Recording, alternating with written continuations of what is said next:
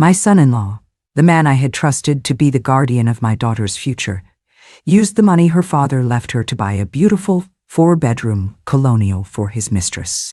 He just didn't realize that the executor of my late husband's will, me, had the power to invalidate the sale and take the house right back. Hi everyone. It's so good to be in this safe place with you again. I'm Grandma Victoria. My name is Victoria Ashworth. I am 76 years old, and I'm from the beautiful historic city of Charleston, South Carolina, a place where stories and secrets are soaked into the very cobblestones. This is a story I have kept in a locked legal file in my heart for almost 5 years. Even my own daughter, the victim in this whole sordid affair, doesn't know the full story of how I found out, or the quiet legal war I waged on her behalf while she was still lost in her grief. She thinks the house was reclaimed by a faceless bank, a simple contractual error. She doesn't know it was reclaimed by her mother. To tell this story feels like finally revealing the last secret clause in a long and painful contract. Before I do, your support always gives me the courage to open these difficult files. If you could be so kind as to like this video and subscribe to our channel, it gives me the strength to finally expose a secret I kept to protect my daughter's heart, but that I now need to share to heal my own. My story doesn't begin with a fraudulent transaction. It begins with a sacred trust. It begins with my husband, my Richard. Oh, my Richard. He wasn't a man of business. He was a man of beauty. He was an architect, one of the old school, who believed a house should be a portrait of the family who lived inside it. He didn't build structures. He built legacies. His hands, though often smudged with graphite and ink, were the most creative, gentle hands I have ever known. His love was in the details. The perfect curve of an archway, the way the morning light would hit a specific window, the solid, comforting feel of a well-built home. And our life, the one we built together, was his masterpiece. We raised our daughter, Olivia, in a house Richard had designed himself, a place of light and warmth and endless books. We weren't flashy people. Our wealth was not in our bank account, but in our shared life, in our values. And the most important value Richard taught our daughter was that a person's integrity was the only foundation worth building on. Olivia grew up to be a wonderful young woman, with her father's kind, artistic soul and my practical nature. She was the light of our lives, a sweet, trusting, and deeply loving girl. Perhaps a little too trusting. She always saw the best in people, and she believed that the beautiful facade was always a reflection of an equally beautiful interior. It was a lovely way to see the world, but a dangerous one. And then she brought home Leo. He was, I must admit, the most charming man I had ever met. He was a young, ambitious financial advisor, handsome, impeccably dressed, with a smile that could disarm a hostile takeover. He was the perfect suitor. He would look at you when you spoke with an intense, unwavering focus that made you feel like you were the most fascinating person in the world. He didn't just charm Olivia. He charmed us. He would come to our house for dinner and talk with Richard for hours about architectural history. He would listen, his eyes wide with a perfectly feigned fascination, as Richard would explain the principles of a flying buttress.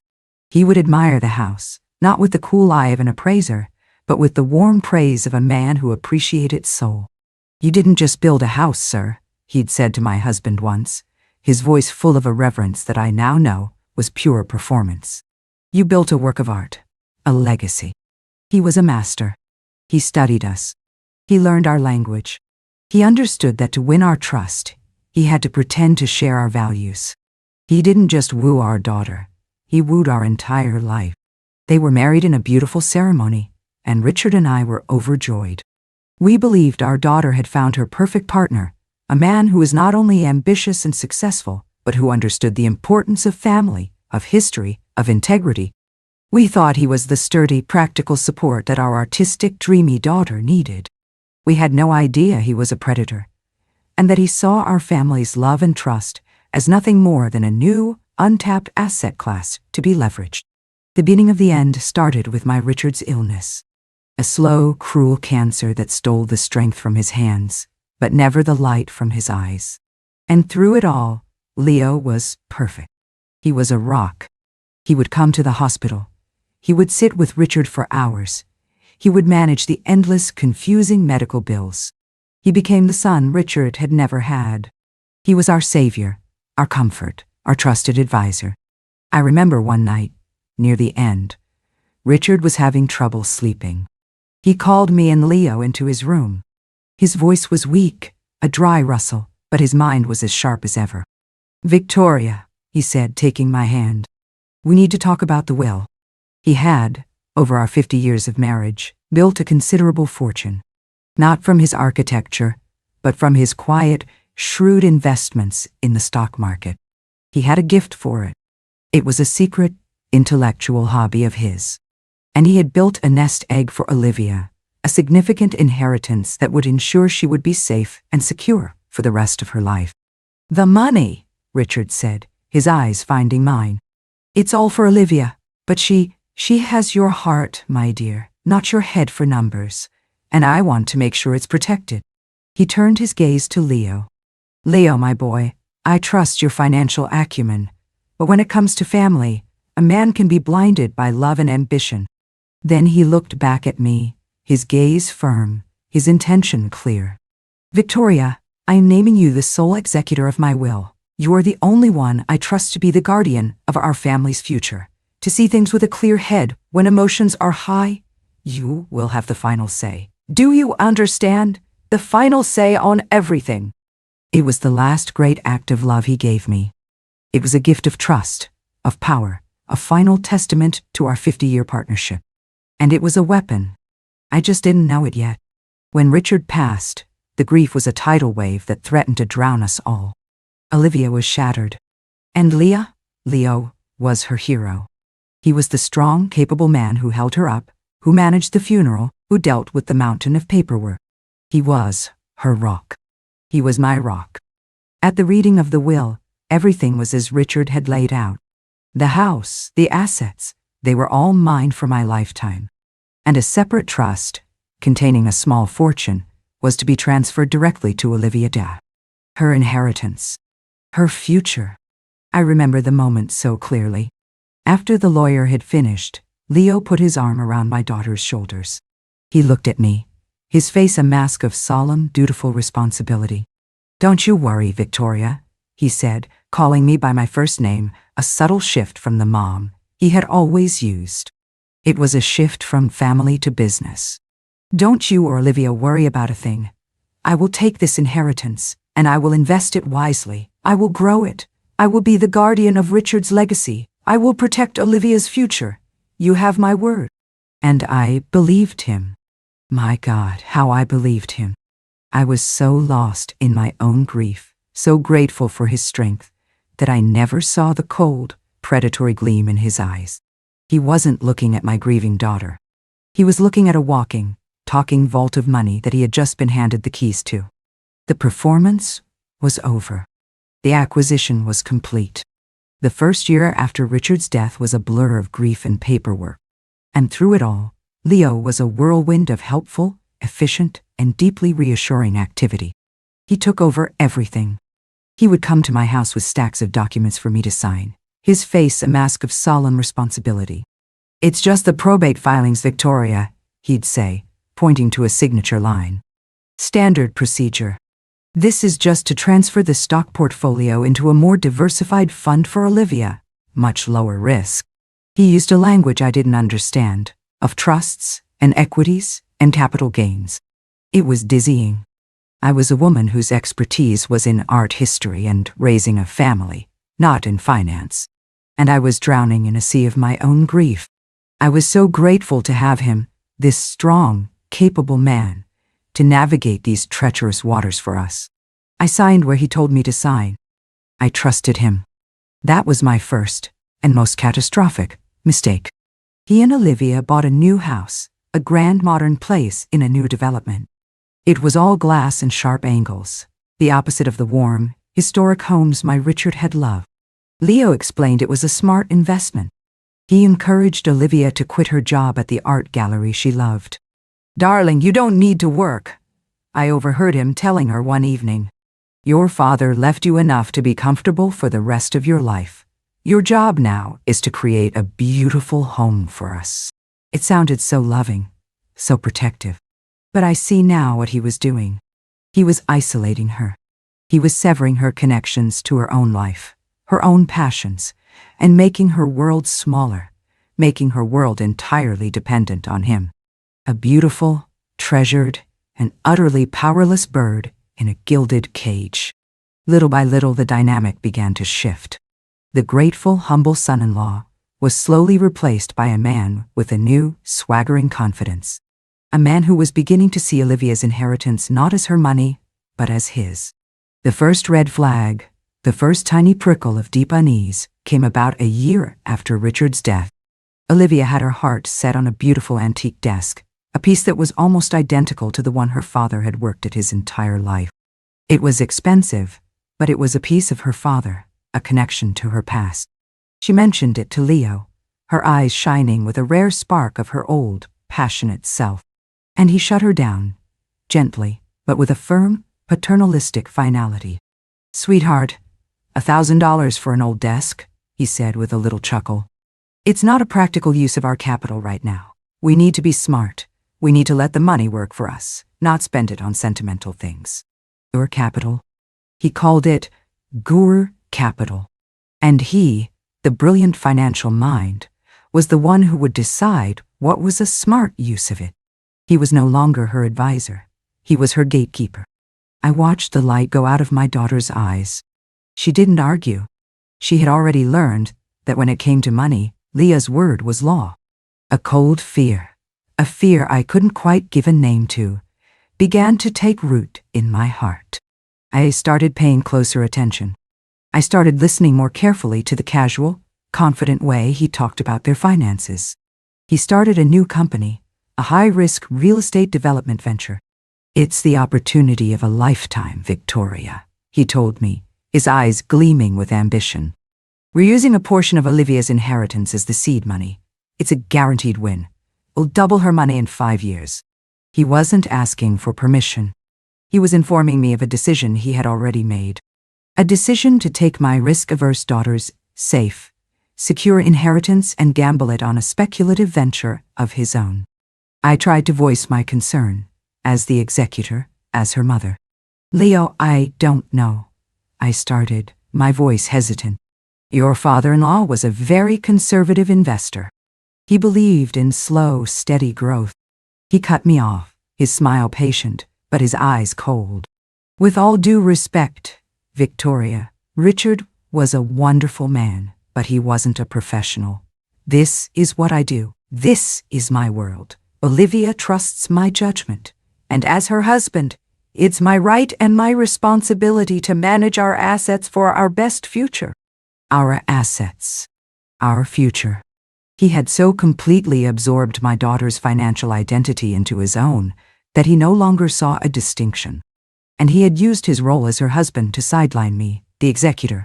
I had the legal power, but he had the emotional leverage. And he was using it to systematically dismantle the very protections my husband had tried to put in place. My daughter, my poor, sweet Olivia, seemed to be living in a beautiful, happy fog.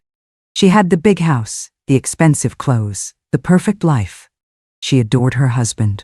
She believed in him utterly. When I would try to gently question her about their finances, she would become defensive. "Mom, please," she'd say, her voice tight with a frustration that broke my heart. "You have to stop treating Leo like a villain. He's a brilliant man. He loves me. He's taking care of everything. Dad would have been so proud of him." "Yeah, and yeah, FOD." She was gaslighting me on his behalf. He had convinced her that my concern was an attack, that my questions were a sign of a lack of faith in him. I was the meddling, old-fashioned mother-in-law who just didn't understand the modern world of high finance. Was it all my fault? The question was a constant torment. Had I failed her? Had Richard and I raised a daughter who was so unequipped to handle her own life that she had simply handed it over to the first charming man who came along? Had I, in my own grief, been so eager to see her happy and cared for that I had ignored all the warning signs. The crisis came to a head 2 years ago. I received a registered letter from a law firm I didn't recognize. It was a notice of default. One of Leo's real estate ventures, a high-end condominium project, had gone bankrupt. And because he had, without my knowledge, used Olivia's trust as collateral, her inheritance was now at risk. The creditors were coming for her money. I felt the blood drain from my face. I called him immediately. The charming, confident man was gone. In his place was a panicked, cornered animal. "It's a temporary setback," he insisted, his voice a frantic rush. "A cash flow problem. I can fix it. You have to help me, Victoria. As the executor, you can authorize a transfer from the main estate account to cover the shortfall. Just a short-term loan." He wanted me to use my own money, Richard's money, to cover the losses from his reckless gamble with my daughters. "No," I said, and the word was a stone. "Absolutely not, Leo. I am the executor of Richard's will. My duty is to protect this family's assets, not to bail out your failed business ventures." His voice turned ugly then. The mask of the charming son-in-law fell away completely, revealing the snarling, entitled man beneath. "You old fool," he hissed. "This is your fault. If you had just given us full control from the beginning, none of this would have happened. You and your sentimental, old-world nonsense have put this entire family at risk." He hung up, and in that moment, I knew. I was dealing not just with an ambitious man who had made a mistake, but with a predator, a man who would burn down my entire family to save himself. The next few months were a quiet, legal war.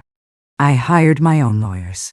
I used my power as executor to freeze Olivia's trust, to protect what was left of it from him and his creditors. It was a messy, ugly, and heartbreaking battle. And through it all, my daughter was his staunchest defender. He had convinced her that this was all a misunderstanding, a temporary setback, and that I, her own mother, was the one who was destroying their future with my stubborn, selfish refusal to help. The rift between my daughter and me became a vast, gaping canyon. She would barely speak to me. When she did, her voice was cold with a righteous, misplaced anger. He had not just stolen her money. He had stolen her heart and turned it against me. I managed to salvage what was left of her inheritance. But the damage was done. He had lost a fortune, and he blamed me. Our relationship, once a pillar of my life, was now a ruin. I thought that was the end of it. I thought he had done his worst. Gosh, I was a fool. His greatest betrayal, his most monstrous act of deceit, was yet to come. And I would discover it by a complete and utter accident, in a place I was never supposed to be, seeing the thing I was never supposed to see. After the legal battle over the trust, a cold, formal peace settled over our family. Leo and I were no longer speaking. My relationship with Olivia was a fragile, wounded thing, held together by the thinnest of threads. He had lost a fortune of her money, yet somehow, in the twisted narrative he had spun for her, I was the villain. I was the one who had refused to be a team player, the one who had put legalities before family. I retreated. I gave them space. I hoped that time, and the stark reality of his financial recklessness, would eventually open my daughter's eyes. Meanwhile, Leo was a man transformed. The swaggering, confident financier was gone, replaced by a man who was quiet, sullen, and seemed to be perpetually brooding. He told Olivia he was rebuilding, working on a new secret project that would recoup all their losses. He became secretive, spending long hours away from home, his phone always silenced, his computer screen angled away whenever she entered the room. Olivia, in her infinite, heartbreaking capacity for trust, saw this not as a red flag, but as a sign of his dedication. "He's working so hard for us, Mom," she'd tell me in our brief, strained phone calls. "He feels so terrible about what happened. He's determined to make it right." She was living in a fairy tale, and he was the prince, fighting dragons for her. She had no idea he was the dragon. My discovery of the truth was, like most of life's great tragedies, a complete and utter accident. It began with a misplaced property tax bill. As the executor of Richard's estate, I still managed the finances for our family's beach house, a small, beloved cottage on the coast that had been in my family for generations. One afternoon, I was going through the mail and realized the tax bill for the cottage, which should have arrived weeks ago, was missing. I called the county tax office. A harried-sounding clerk put me on hold. When she came back, her voice was confused. "Ma'am, I'm sorry," she said, "but we don't have a property on record for you at that address. According to our files, that property was sold 3 months ago." The world went silent. I felt the blood drain from my face. "Sold?" I whispered, my voice a hoarse croak. That's not possible.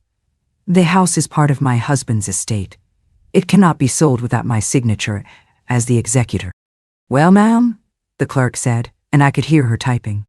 "I'm looking at the deed of sale right here. It was a private sale.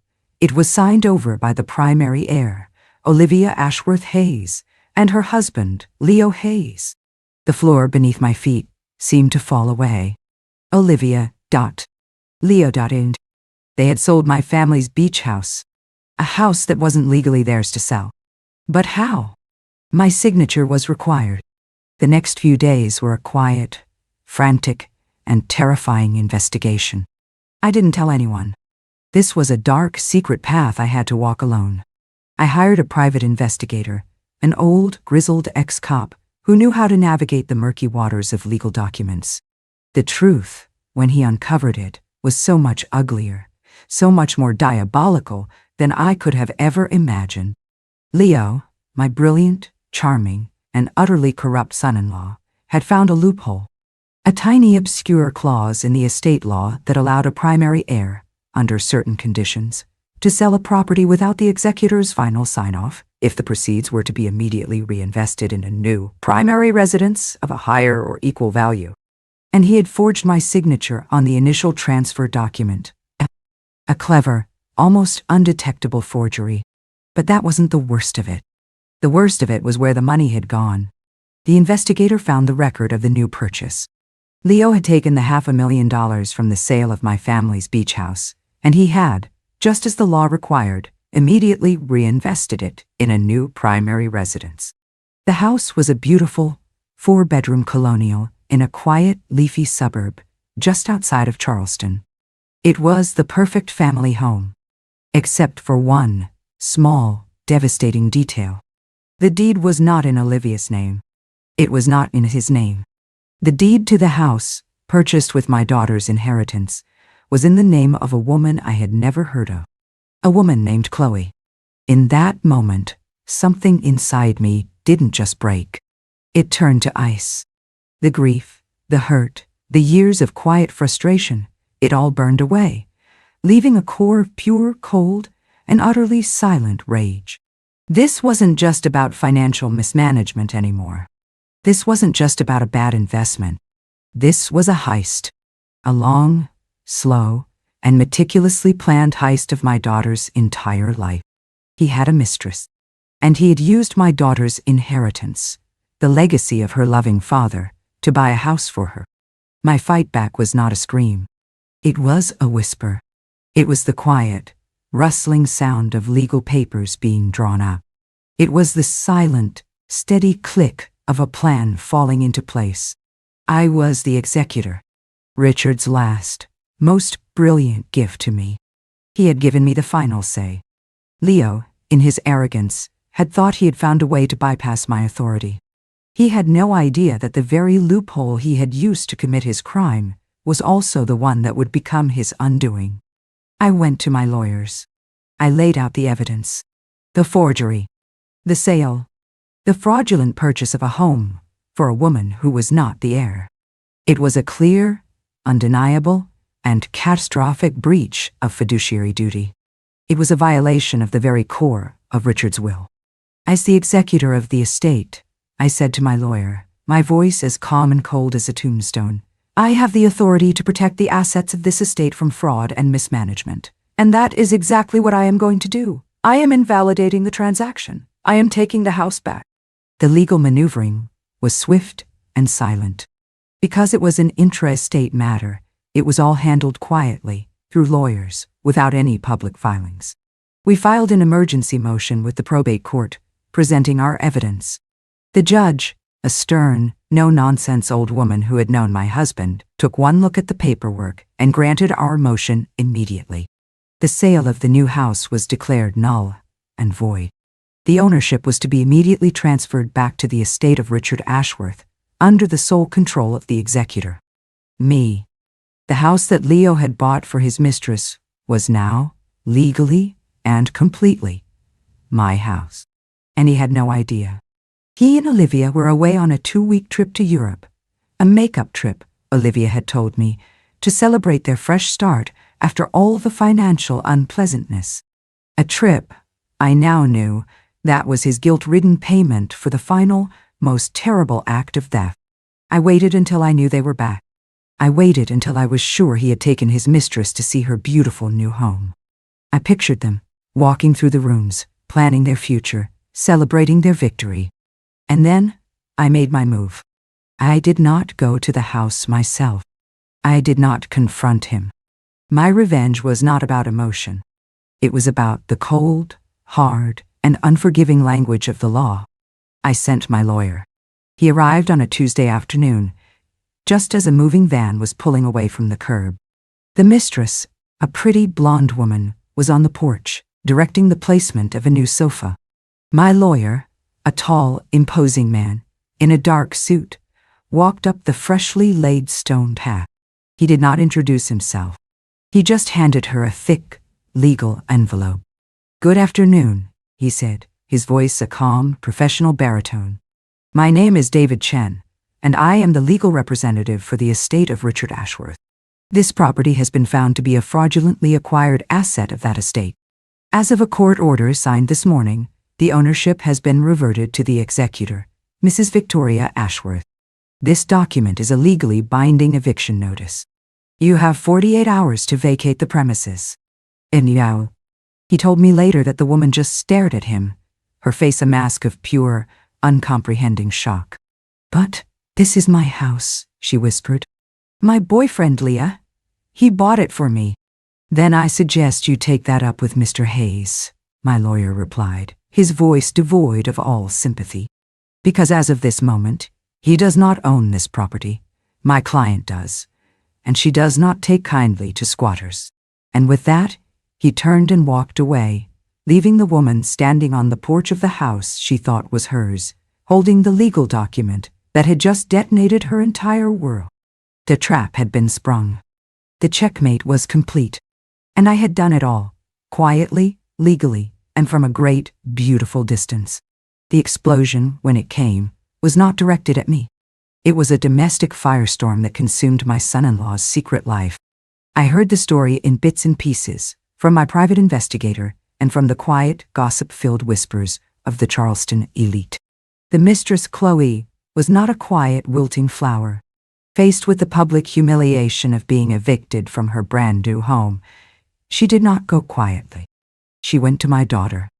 She showed up at Olivia's front door that very evening, the eviction notice clutched in her hand, her face a mask of furious, tear-streaked betrayal. And she told Olivia everything. The years-long affair, the promises, the lies, and the final, brutal truth, that the beautiful house she had been given was paid for with the money that should have been Olivia's. My daughter's world, which had been built on a foundation of lies she had desperately tried to believe, was shattered in an instant. The charming, brilliant, devoted husband she had defended for years was revealed for what he truly was: a thief, a liar, and a cheat.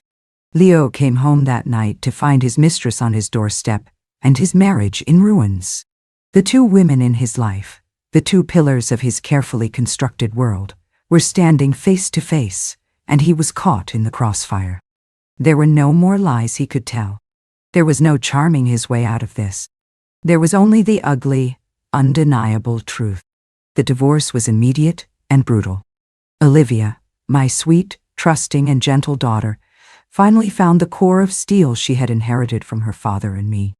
The love she had for Leo, once so absolute, had been cauterized by the sheer, breathtaking cruelty of his betrayal. She did not weep. She acted. She hired the best divorce lawyer in the state. And I, as the executor of her father's will, gave her the one thing she needed to win, the complete and total truth. I opened the books. I showed her the forgery, the secret sale, the mountain of evidence I had gathered. I showed her the full, devastating scope of his financial and emotional infidelity. Leo was ruined. He had no legal standing. He was a fraud, and we had the paperwork to prove it. In the divorce settlement, he was left with nothing. Not a penny of Olivia's remaining inheritance. Not a single asset from their shared life.